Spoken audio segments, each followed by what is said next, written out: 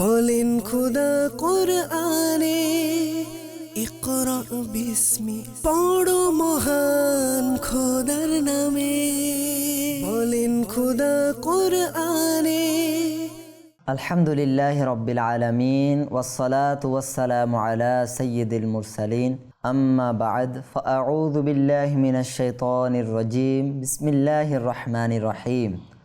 আসসালাতু ওয়াসসালামু আলাইকা ইয়া রাসূলাল্লাহ ওয়া আলা আলিকা ওয়া আসহাবিকা ইয়া হাবিবাল্লাহ। আসসালাতু ওয়াসসালামু আলাইকা ইয়া নবিয়াল্লাহ ওয়া আলা আলিকা ওয়া আসহাবিকা ইয়া নূরাল্লাহ। প্রিয় প্রিয় ইসলামী ভাইয়েরা আর মাদানী চ্যানেলের দর্শক শ্রোতা, মাদানী চ্যানেলের মাহে রমজানের বিশেষ আয়োজন আপনাদের প্রিয় অনুষ্ঠান কোরআনের ধ্বনি নিয়ে আপনাদের সামনে আরও একবার উপস্থিত হয়েছি। যে যেখান থেকে আমাদের অনুষ্ঠান শুনছেন দেখছেন, আপনাদের সবাইকে অনুষ্ঠানের পক্ষ থেকে আন্তরিক মোবারকবাদ জানাচ্ছি।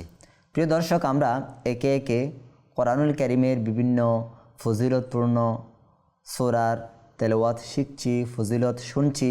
আজ আমরা আমাদের আলোচনার মধ্যে এমন একটি সূরা নিয়ে এসেছি, বলা হয়েছে যে সূরাটি পুরো কোরআনুল কারীমের সারসংক্ষেপ এবং যে সূরাকে উম্মুল কিতাব, উম্মুল কোরআন বলা হয়, যে সূরাকে সকল রোগের আরোগ্য দানকারী বলা হয়েছে।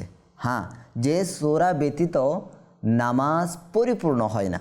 আপনারা হয়তো অনেকে বুঝতে পেরেছেন আমরা আজ কোন সূরাটি নিয়ে আলোচনা শুনব। হ্যাঁ, ওই সূরাটির নাম হচ্ছে সূরা ফাতিহা। প্রিয় দর্শক, আসুন আমরা এই সূরার তেলাওয়াত শেখার আগে, সংক্ষিপ্ত পরিচয় জানার আগে আমাদের অন্তরে যেন আমাদের নবী করিম রাউফুর রহিম সাল্লাল্লাহু আলাইহি ওয়াসাল্লামের প্রতি মহব্বত এবং দরুদ পাঠ করার আগ্রহ অন্তরের মধ্যে বেড়ে যায়, সে আশায় নবী করিম রাউফুর রহিম সাল্লাল্লাহু আলাইহি ওয়াসাল্লামের একটি দরুদ শরীফ পাঠ করার ফজিলত সম্পর্কিত হাদিসে মোবারকা শ্রবণ করি।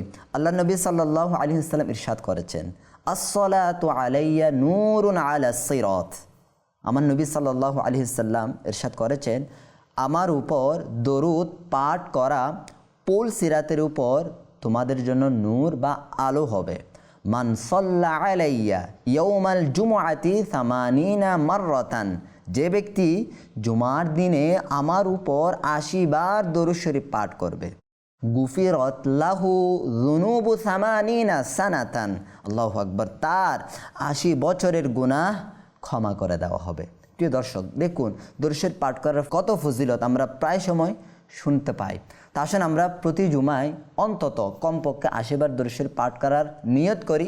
সাথে সাথে এখনও আমরা আমাদের ফুল সিরাতকে আলোময় করার আশায় মোহাব্বত নিয়ে একবার দরুদ শরীফ পাঠ করি। সাল্লু আলাল হাবিব সাল্লাল্লাহু তাআলা আলা মুহাম্মদ সাল্লাল্লাহু আলাইহি ওয়া আলিহি ওয়াসাল্লাম।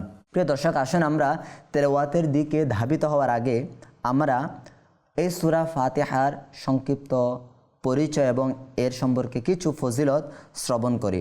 কিতাবের মধ্যে আসছে সূরা ফাতিহা অধিকাংশ উলামা ইকরামের মতে এই সূরাটি পবিত্র মক্কায়ে মুকাররমার মধ্যে নাজিল হয়েছে। হ্যাঁ, তবে কিছু উলামা ইকরামের মত অনুসারে এই সূরাটি মক্কা শরীফও নাজিল হয়েছে, আবার মদিনা শরীফের মধ্যেও নাজিল হয়েছে, অর্থাৎ এই সূরাটি দুইবার অবতীর্ণ হয়েছে।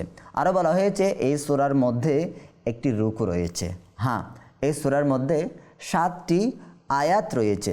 কিতাবের মধ্যে আরও আসছে এই সূরাটির 15টিরও অধিক নাম রয়েছে। ওই 15টির অধিক নামের মধ্যে থেকে আমরা কিছু নাম শ্রবণ করি। সূরা ফাতিহার একটি নাম হচ্ছে ফাতিহাতুল কিতাব বা সূরা ফাতিহা। কেননা এই সূরা ফাতিহার মাধ্যমে কোরআনুল কারীমের সূচনা হয়েছে, কোরআনুল কারীমের শুরু হয়েছে, এই জন্য এর নাম রাখা হয়েছে ফাতিহাতুল কিতাব। আরেকটি নাম হচ্ছে উম্মুল কোরআন, কারণ এটি কোরআনের মূল বা সারবস্তু। আরও বলা হয়েছে এই সূরাটির আরেকটি নাম হচ্ছে আস-সাবউল মাসানি, অর্থাৎ নামাজে বারবার পঠিত 7টি আয়াত। হ্যাঁ, আরেকটি নাম রয়েছে সূরাতুশ শিফা। এটা কেন বলা হচ্ছে? এই সূরাটি সকল রোগের আরোগ্য দানকারী একটি সূরা, এই কারণেই এই সূরাটির একটি নাম হচ্ছে সূরাতুশ শিফা। আল্লাহু আকবার। দেখুন কত চমৎকার এই সূরার নাম রাখা হয়েছে এবং কেন রাখা হয়েছে এটাও আমরা শ্রবণ করে নিয়েছি। আসুন আমরা এই সূরার কিছু ফজিলত শ্রবণ করি। কিতাবের মধ্যে আসছে হযরত ইবনে আব্বাস রাদিয়াল্লাহু তাআলা আনহু বলেন, আকাশ থেকে একজন ফেরেশতা অবতীর্ণ হয়ে প্রিয় নবী সাল্লাল্লাহু আলাইহি সাল্লামকে সুসংবাদ দিলেন। কি সুসংবাদ? হে আল্লাহর রাসূল সাল্লাল্লাহু আলাইহি সাল্লাম, আপনি এমন দুটি নূরের সুসংবাদ গ্রহণ করুন যা আপনার আগে কোনো নবীকে দেওয়া হয়নি। আল্লাহু আকবার। এরকম সুসংবাদ, এরকম বস্তু যা পূর্বের কোনো নবীকে দেওয়া হয়নি। আর ওই সুসংবাদ হলো সূরা ফাতিহা এবং সূরা বাকারার শেষ আয়াতগুলো। আল্লাহু আকবার। এটা হচ্ছে সবচেয়ে বড় আমার নবী করিম সাল্লাল্লাহু আলাইহি সাল্লামের জন্য একটা বড় সুসংবাদ যা আগের কোনো নবীকে দেওয়া হয়নি। আরেকটা হাদিসের মধ্যে আসছে সূরা ফাতিহা হলো প্রতিটি রোগের জন্য আরোগ্য বা শিফা। দেখেন, যে সূরার মাধ্যমে সকল রোগের আরোগ্য পাওয়া যায়। হ্যাঁ, যে সূরাটি আমার নবীর জন্য একটা সুসংবাদ স্বরূপ অবতীর্ণ হয়েছে, যে সূরা ব্যতীত নামাজ পরিপূর্ণ হয় না, যে সূরাকে উম্মুল কোরআন বলা হয়, এই গুরুত্বপূর্ণ সূরা কি আমরা ভুল করে অশুদ্ধ করে তেলাওয়াত করতে পারি? না, কখনো না। এটা আমাদের অবশ্যই সর্বপ্রথম এটাকে সহি শুদ্ধ করতে হবে। তা আসুন আমরা স্ক্রিনের দিকে লক্ষ্য করে এই সূরাটিকে এমনভাবে শুদ্ধ করার চেষ্টা করি যেন এর মাধ্যমে আমরা পবিত্র পুরা কোরআনুল কারীমের তেলাওয়াতকে সহি শুদ্ধ করতে পারি ইনশাআল্লাহুল কারীম। আসুন আমরা সবাই সম্ভব হলে ওযু করে এবং সামনে কোরআনুল কারীম রেখে, অথবা সামনে কোরআন না রাখতে পারলে আমরা স্ক্রিনের দিকে লক্ষ্য করে আমরা মনোযোগ দিয়ে শেখার চেষ্টা করি। চলুন। বিসমিল্লাহির রহমানির রহিম। আলহামদুলিল্লাহি রাব্বিল আলামিন। এখানে একটু লক্ষ্য করুন এই শব্দটা আলহামদু। আমাদের অনেক মুসলমান এরকম রয়েছে আলহামদু, এটাকে এ হা যে বর্ণ রয়েছে এই হরফটাকে হাকে হা পড়ে। তো যদি কেউ ইচ্ছাকৃত বা ভুলের কারণে আলহামদুকে আলহামদু পড়ে, তো এটা মারাত্মক একটা ভুল হয়ে যাবে। এই জন্য এটাকে আমাদের অবশ্যই হাকে হাই পড়তে হবে, হা কখনো পড়া যাবে না। আলহামদুকে আলহামদু বললে অর্থের মধ্যে বিকৃত চলে আসে। যদি অর্থ চেঞ্জ হয়ে যায়, আমি নামাজরত অবস্থায় আলহামদুকে আলহামদু পড়লে আমার নামাজ ভঙ্গ হয়ে যাবে। এই জন্য আমাদেরকে এটাকে সহি শুদ্ধ করতেই হবে। আলহামদু আলহামদু। এরপর লক্ষ্য করুন লিল্লাহি লিল্লাহি। দেখেন লাম এর মধ্যে খাড়া হরকত আছে। হ্যাঁ, তা আমরা জানি খাড়া হরকতে এক আলিফ টানতে হয়। আরেকটা বিষয় আমরা প্রতিটি ক্লাসের মধ্যে আমরা প্রায় শুনছি, আল্লাহ তাআলার নামের লামের আগের বর্ণে হ্যাঁ যদি জবর বা পেশ থাকে তবে লামটাকে পুর বা মোটা করে পড়তে হবে। দেখুন এখানে আল্লাহ তাআলার নামের আগের বর্ণে কি রয়েছে? জবর বা পেশ কি রয়েছে? না। তাহলে কি রয়েছে? তাহলে পুর হবে না, যেহেতু জের আসছে এই লামটাকে আমরা বারিক পড়ব, পাতলা পড়ব। হ্যাঁ, তাহলে লিল ল হি হবে না, কি হবে? লিল্লাহি লিল্লাহি। দেখেন আলহামদুলিল্লাহি বলেন আলহামদুলিল্লাহি। সবাই সাথে সাথে পড়ার চেষ্টা করুন। আলহাম হাম হাম আলহামদুলিল্লাহি। চেষ্টা করুন আলহামদুলিল্লাহি। এরপর লক্ষ্য করুন রব্বিল আলামিন রব্বিল আলামিন। দেখেন এখানে র রয়েছে, কি রয়েছে? র। এই রটা পুর হবে, কি হবে? পুর, মোটা করতে হবে। আমরা জানি র এর উপর জবর বা পেশ হলে রটা পুর করতে হয়। আবার কখনো কখনো বারিক করে পড়তে আমরা এগুলা মাদানী কায়দার মধ্যে জেনেছি এবং পূর্বের বিভিন্ন ক্লাসের মধ্যে আমরা কিছু বর্ণনাও শ্রবণ করেছি। তো এখানে রটা কি হবে? পুর হবে, কারণ র এর মধ্যে জবর হয়েছে। র এর মধ্যে জবর আসলে র পুর হয়। আরেকটা লক্ষ্য করুন, এখানে বা আসছে। আমরা জানি বা হরফে কলকলা। হরফে কলকলা যখন তাসদীদ যুক্ত হয় তখন দৃঢ়তার সাথে মজবুত করে, হ্যাঁ, উচ্চারণ করে পড়তে হয়। রব্বিল আলামিন, রব্বিল আলামিন। এক আলিফ টানতে হবে, কারণ খাড়া হরকত আসছে, বুঝে আসছে? এখন দেখেন এরপরে ইয়া মাদ্দার পরবর্তী বর্ণের মধ্যে ওয়াকফের কারণে, থামার কারণে আর যে সাকিন হচ্ছে, তার মানে এই ইয়া মাদ্দা থেকে এখানে কি হয়ে গিয়েছে? মাদ্দে আরিস। আমরা এই কায়দাগুলো পূর্বের সকল ক্লাসের মধ্যে আমরা শুনে আসছি। সকল নিয়ম কানুন বারবার কি হচ্ছে? পুনরাবৃত্তি হচ্ছে। ঠিক আছে, দেখুন লক্ষ্য করুন। তা আমরা পুরো আয়াত আবার পড়ার চেষ্টা করি। আলহামদুলিল্লাহি রাব্বিল আলামিন। আবার পড়ুন, আলহামদুলিল্লাহি রাব্বিল আলামিন। বলেন আলহামদুলিল্লাহি, বলেন আলহামদুলিল্লাহি রাব্বিল আলামিন। একসাথে আলহামদুলিল্লাহি রাব্বিল আলামিন, আলহামদুলিল্লাহি রাব্বিল আলামিন। চেষ্টা করুন, আলহামদুলিল্লাহি রাব্বিল আলামিন। চলুন আমরা পরবর্তী আয়াতের মধ্যে চলে যাই। প্রিয় দর্শক শ্রোতা, আমরা পরবর্তী আয়াত থেকে লক্ষ্য করি, আর রহমানির রহিম, আর রহমানির রহিম।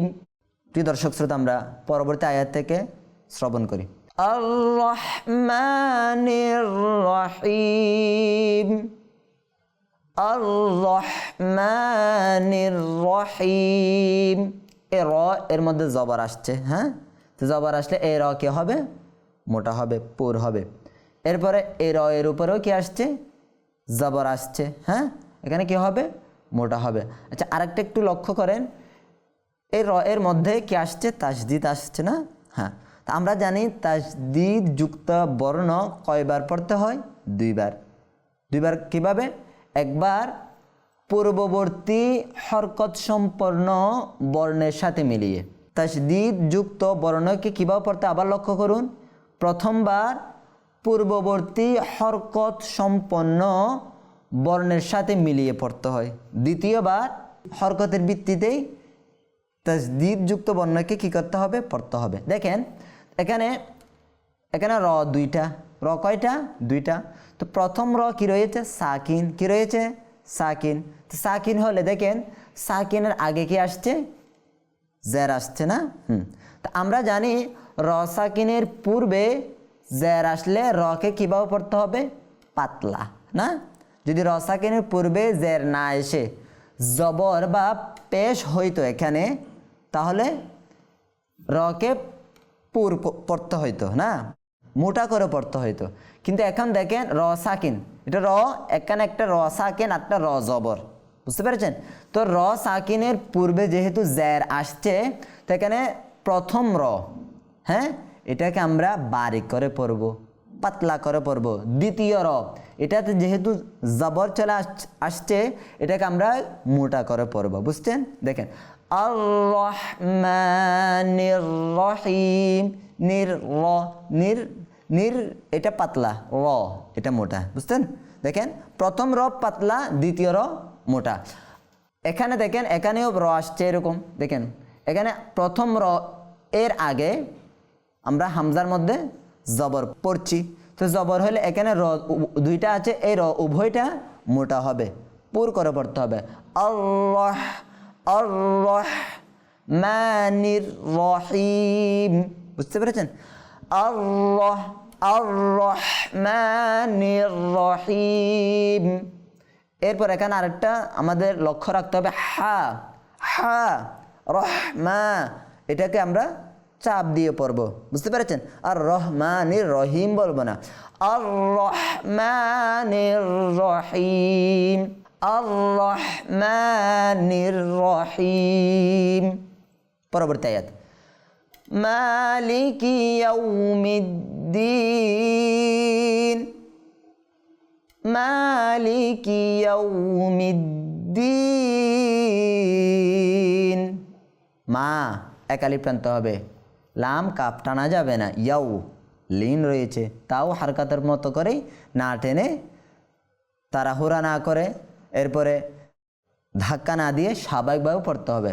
তারপর দেখেন এই দাল, এটা তাসদিদ যুক্ত হয়েছে, তার মানে এটাকে আমরা মিমের সাথে মিলিয়ে পড়ব। কেন? তাসদিদ যুক্ত বর্ণকে দুইবার উচ্চারণ করতে হয়। এখানে দেখেন আবার এখানে আরেকটা লক্ষণীয় বিষয় হচ্ছে দাল বর্ণ আসছে। দাল বর্ণ মানে এটা হরফে কলকলা। হরফে কলকলা কয়টি? 5টি, কফ, ক, বা, জিম, দাল। 5টি বর্ণকে তাসদিদ যুক্ত হলে দৃঢ়তার সাথে স্পষ্ট করে পড়তে হবে।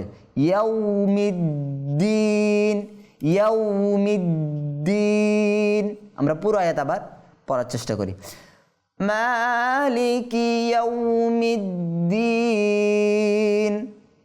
মালিকি ইয়াউমিদ্দিন, মালিকি ইয়াউমিদ্দিন। পরবর্তী আয়াত, ইয়্যাকা না'বুদু ওয়া ইয়্যাকা নাস্তাঈন, ইয়্যাকা না'বুদু ওয়া ইয়্যাকা নাস্তাঈন। আবার লক্ষ্য করুন, ইয়্যাকা না'বুদু, না'বুদু, না'বুদু। অনেকে এটাকে বলে না বুদু, না বুদু, না বুদু বললে আইনটা পড়ে গিয়েছে, সেহেতু আমাদেরকে এখানে আইনটাকে ভালোভাবে উচ্চারণ করতে হবে। না বুদু, না বুদু। হ্যাঁ, যদি না বুদু বলে আইনটা চলে যাচ্ছে তাহলে হবে না। এরপর ওয়া ইয়াকা নাস, নাস, সিনটাকে স্পষ্ট করতে হবে, আওয়াজ বের করতে হবে। নাস্তাঈন, ঈন। অনেকে বলে নাস্তাঈন, নাস্তাঈন বললে কি হবে? ঈন থেকে ইন বললে আইন থেকে হামজাতে পরিবর্তন হয়ে গিয়েছে, তার মানে এটাকে নাস্তাঈন বলা যাবে না। কি বলতে হবে? নাস্তাঈন, নাস্তাঈন। বুঝতে পেরেছেন? আবার লক্ষ্য করুন, ইয়্যাকা না'বুদু ওয়া ইয়্যাকা নাস্তাঈন, ইয়্যাকা না'বুদু ওয়া ইয়্যাকা নাস্তাঈন। জি, পরবর্তী আয়াত, ইহদিনাস সিরাতাল মুস্তাকিম। কি হবে? ইহদিনাস সিরাতা, সি সাদ জে সি, ঠিক হবে মোটা। কেন? হরফে মুস্তালিয়া কয়টি? মোটা করে পড়ার বর্ণ কয়টি? 7টি। আমরা জানি না যেটাকে হরফে মুস্তালিয়া বলা হয়। খ, সাদ, বদ, ত, ব, গইন, কফ, সদ আসছে। এটা কি হবে? এই হরফগুলোকে সবসময় মোটা করে পড়তে হয়। সদ, সদ জের সই, সদ জের সই, সি হবে না। সি বললে সদ থেকে সিন হয়ে যাবে। বুঝতে পেরেছেন? তাহলে আমরা কি হবে? আমরা আবার পড়ার চেষ্টা করি। ইহদিনাস সিরাতাল মুস্তাকিম, ইহদিনাস সিরাতাল মুস্তাকিম। টানতে হবে।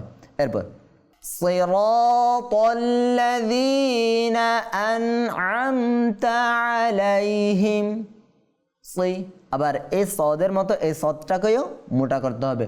সিরাত, আবার ত আসছে, এই তটাকেও আমাদের মোটা করে পড়তে হবে। সিরাত তাল বলা যাবে না, তাল বললে ত থেকে তা হয়ে যাবে। সিরাতাল্লাযীনা আন'আমতা আলাইহিম, সিরাতাল্লাযীনা আন'আমতা আলাইহিম,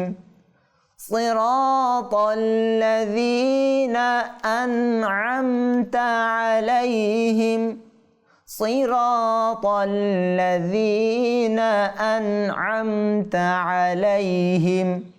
পরবর্তী অংশে আমরা চলে যাই। দেখেন পরবর্তী অংশে আপনারা একটু লক্ষ্য করুন, গায়রিল মাগদুবি আলাইহিম ওয়ালাদ-দাল্লিন।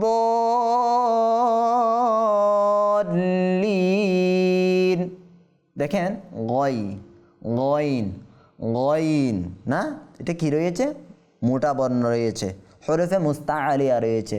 গয়ন এটা কি করতে হবে? মোটা করতে হবে, পুর করে উচ্চারণ করতে হবে। যদি বলে গাইরিল হবে না। গা বললে এটা মোটা হচ্ছে না, এই জন্য আমাদের এটা গয়, এখানে আবার কি হয়েছে? লিন হয়েছে। এরপর দেখেন র বর্ণ আসছে না, র হরফ, এটাকে আমরা পাতলা করে পড়ব। কেন? আমরা জানি র এর নিচে জের আসলে পাতলা করে পড়তে হয়, এখানে জের আসছে, তার মানে এটাকে আমরা পাতলা করব। এই রটা এসে আমরা এখানে লামের সাথে যুক্ত করব। বুঝতে পেরেছেন? গয়রিল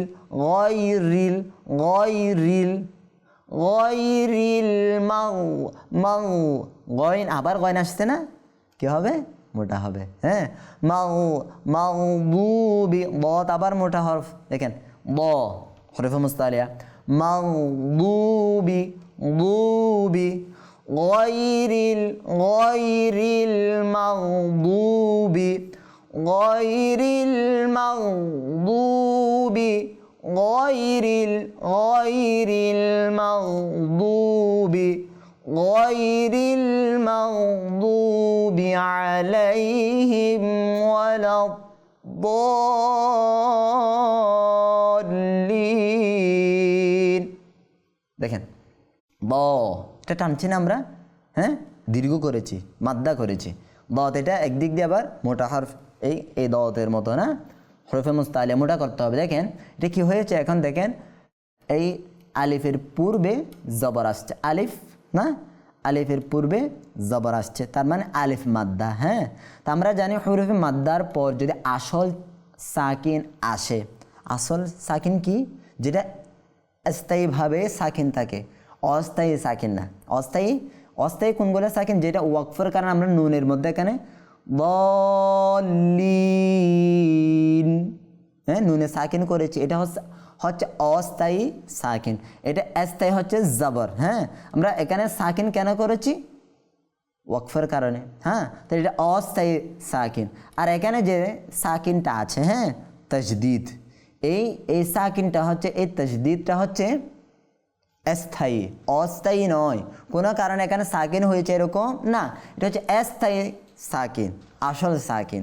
যদি হরফে মাদ্দার পরে যে কোনো হরফে মাদ্দা কয়টা? তিনটা। কি কি? আলিফ মাদ্দা, ওয়াও মাদ্দা, ইয়া মাদ্দা।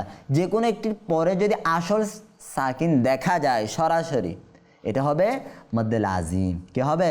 মদ্দে লাজিম। মদ্দে লাজিম হলে এটা আমরা আর এক আলিফ টানবো না, আরও বেশি করে পড়বো। ঠিক আছে? বুঝতে পেরেছেন? 3, 4, 5 আলিফ পর্যন্ত আমরা দেরি করে টেনে পড়তে পারবো। ঠিক আছে? দেখেন আমরা আবার একটু পড়ার চেষ্টা করি। গায়রিল মাগদুবি আলাইহিম ওয়ালাদ-দাল্লিন গায়রিল মাগদুবি আলাইহিম ওয়ালাদ-দাল্লিন।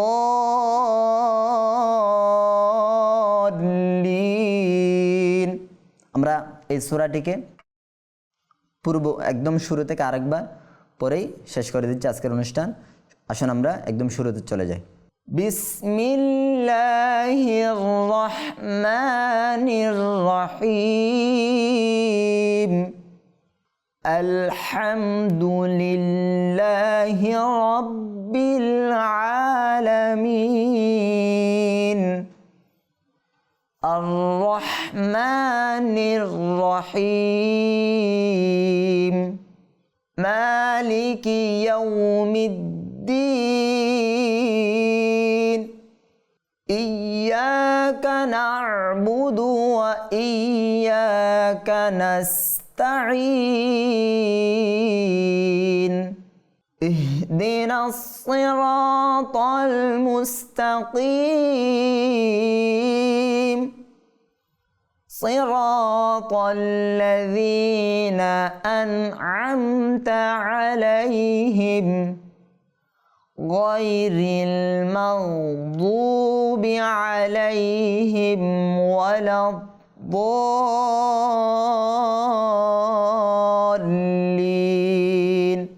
আমরা এইভাবেই সূরা ফাতিহার তেলাওয়াতকে সহিহ শুদ্ধ করার চেষ্টা করব এবং এর মাধ্যমে এখানে যে নিয়ম কানুন আলোচনা করা হয়েছে এই নিয়ম কানুন এর ভিত্তিতে আমরা পুরো কোরআনুল কারীমকে সহিহ শুদ্ধ করে তেলাওয়াত করার চেষ্টা করব ইনশাআল্লাহুল কারীম। আজ এই পর্যন্ত। আগামী পর্বে অন্য একটি সূরা এবং ফজিলত নিয়ে আপনাদের সামনে উপস্থিত হব। ততক্ষণ পর্যন্ত সবাই সুস্থ থাকুন, ভালো থাকুন, রমজানের রোজা ভালোভাবে আদায় করে আল্লাহর পক্ষ থেকে রহমত অর্জন করতে থাকুন। সল্লু আলাল হাবিব সাল্লাল্লাহু তাআলা আলা মুহাম্মদ সাল্লাল্লাহু আলাইহি ওয়া আলিহি ওয়াসাল্লাম। বলেন খোদা কোরআনে ইকরা বিস্মি পড়ো মহান খোদার নামে। বলেন খোদা কোরআনে